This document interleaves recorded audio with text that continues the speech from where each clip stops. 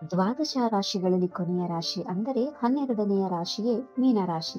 ಉಳಿದ 11 ರಾಶಿಗಳಿಗಿಂತ ವಿಭಿನ್ನವಾದ ವ್ಯಕ್ತಿತ್ವ ಇವರದ್ದು. ಕನಸು ಹಾಗೂ ಪ್ರಣಯದ ಸಂಕೇತವಾದ ಈ ರಾಶಿಯವರು ತಮ್ಮ ಸೃಜನಶೀಲತೆಗೆ ಹೆಸರುವಾಸಿ. ಅನೇಕರು ಉದಾರತೆ ಹಾಗೂ ಸಹಾನುಭೂತಿಯುಳ್ಳವರು. ಮೀನರಾಶಿಯವರು ನಿಸ್ವಾರ್ಥಿಗಳು, ಆದರೆ ಇತರರಿಗೆ ಇವರು ನಿಷ್ಠುರರಾಗಿ ಕಾಣಬಹುದು. ಇವರ ವ್ಯಕ್ತಿತ್ವ, ಒಳ್ಳೆಯ ಗುಣಗಳು ಹಾಗೂ ಕೆಟ್ಟ ಗುಣಗಳು ಕುರಿತಾದ ಮಾಹಿತಿ ಇಲ್ಲಿದೆ. ಮೀನರಾಶಿಯವರು ದಯೆ, ಪ್ರೀತಿ, ಪ್ರಾಮಾಣಿಕತೆ ಹಾಗೂ ಸಹಾನುಭೂತಿ ಉಳ್ಳವರು. ವಿನಯಶೀಲರು, ಸಹಾಯ ಮಾಡುವ ಗುಣದವರು ಹಾಗೂ ಮಾನವೀಯತೆಯುಳ್ಳವರಾಗಿದ್ದಾರೆ. ಸರಳ ಮತ್ತು ಶಾಂತ ಸ್ವಭಾವದರಾದ ಇವರು ತಮ್ಮ ಸುತ್ತಮುತ್ತಲು ಸುರಕ್ಷತೆ ಹಾಗೂ ಸ್ನೇಹಶೀಲತೆಯ ಭಾವನವನ್ನು ಹೊಂದಲು ಹಾಗೂ ಬೆಳೆಸಲು ಬಯಸುತ್ತಾರೆ. ಮೀನರಾಶಿಯು ದ್ವಂದ್ವ ಚಿಹ್ನೆಯಾಗಿರುವುದರಿಂದ ಇತರರಿಗೆ ಮಾತ್ರವಲ್ಲದೆ ಅವರಿಗೂ ತಮ್ಮ ನಿಲುವುಗಳು ಒಗಟಾಗಿರುತ್ತದೆ.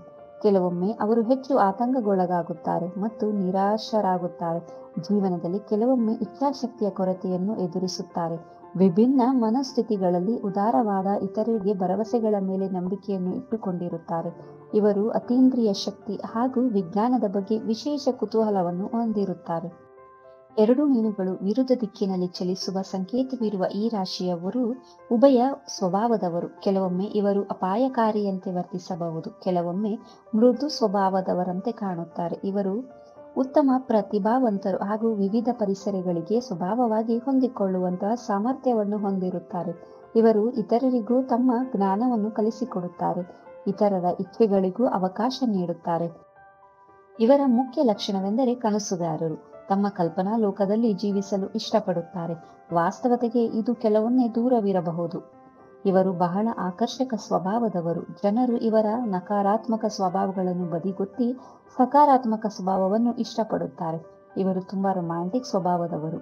ವಿವಾದಗಳನ್ನು ತಪ್ಪಿಸಿ ವಾಸ್ತವದ ಕಹಿ ಸತ್ಯಗಳನ್ನು ಎದುರಿಸುವಾಗ ಖಿನ್ನರಾಗುತ್ತಾರೆ, ಹೀಗೆ ದುರ್ಬಲರಾಗುತ್ತಾರೆ. ದೈಹಿಕವಾಗಿ ಹಾಗೂ ಮಾನಸಿಕವಾಗಿ ಮೀನರಾಶಿಯವರು ಸಂಬಂಧದಲ್ಲಿ ಆಳವಾಗಿರುತ್ತಾರೆ.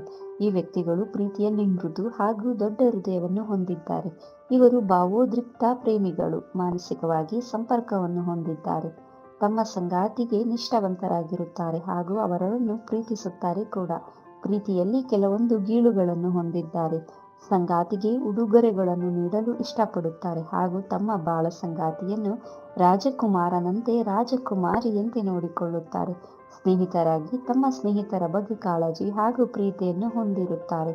ಅಗತ್ಯವಿದ್ದಾಗ ಸ್ನೇಹಿತರಿಗೆ ಬೆನ್ನೆಲುಬಾಗಿ ಇರುತ್ತಾರೆ.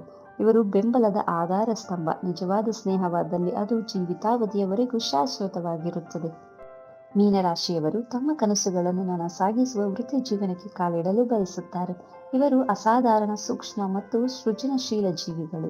ಈ ಕಾಲ್ಪನಿಕ ಜೀವಿಗಳು ಹೇಗೆ ಬದುಕಬೇಕೆಂಬ ದೃಷ್ಟಿಕೋನವನ್ನು ಹೊಂದಿರುತ್ತಾರೆ. ಅದರಂತೆ ತಮ್ಮ ಕನಸುಗಳನ್ನು ಈಡೇರಿಸಲು ಪ್ರಯತ್ನಿಸುತ್ತಾರೆ.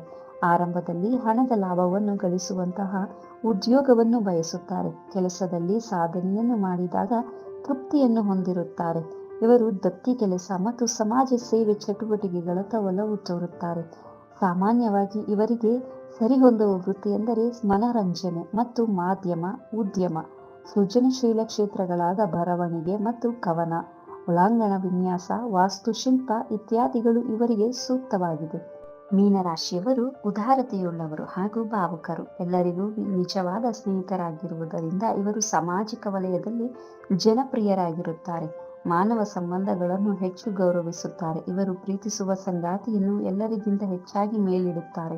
ಸ್ಫೂರ್ತಿದಾಯಕ, ಆತಿಥ್ಯ, ಶಾಂತಿಪ್ರಿಯ, ಅರ್ಥಗರ್ಭಿತ, ಕ್ರಮಬದ್ಧ, ಸಹಾನುಭೂತಿ, ದಯೆ, ಸೃಜನಶೀಲ, ಕಾಲ್ಪನಿಕ ಹಾಗೂ ಸೂಕ್ಷ್ಮತೆ ಇವರ ಸಕಾರಾತ್ಮಕ ಸ್ವಭಾವಗಳಾದರೆ, ನಿರಾಶವಾದ, ಆಲಸ್ಯ, ಅಸಡ್ಡೆ, ನಿರ್ಣಯಲಾಗದ ಗುಣ, ಅಧೀನ, ಅಂಜುಬುರುಕ, ಅತಿ ಸೂಕ್ಷ್ಮ, ಮೂಡಿ ಹಾಗೂ ನಕಾರಾತ್ಮಕತೆ ಇವರ ಕೆಟ್ಟ ಸ್ವಭಾವಗಳು. ಏಕಾಂಗಿಯಾಗಿರುವುದು, ಪ್ರೀತಿ, ನಿದ್ರೆ, ಸಂಗೀತ, ಪ್ರಣಯ, ಈಜು, ಆಧ್ಯಾತ್ಮಿಕ ವಿಷಯಗಳನ್ನು ಮೀನರಾಶಿಯವರು ಇಷ್ಟಪಡುತ್ತಾರೆ. ಹಾಗೆ ಎಲ್ಲವನ್ನು ತಿಳಿಯುವುದು, ಟೀಕೆಗೆ ಗುರಿಯಾಗುವುದು, ಭೂತಕಾಲ ಮತ್ತೆ ಕಾಡುವುದು, ಯಾವುದೇ ರೀತಿಯ ಕ್ರೌರ್ಯವನ್ನು ಮೀನರಾಶಿಯವರು ಇಷ್ಟಪಡುವುದಿಲ್ಲ.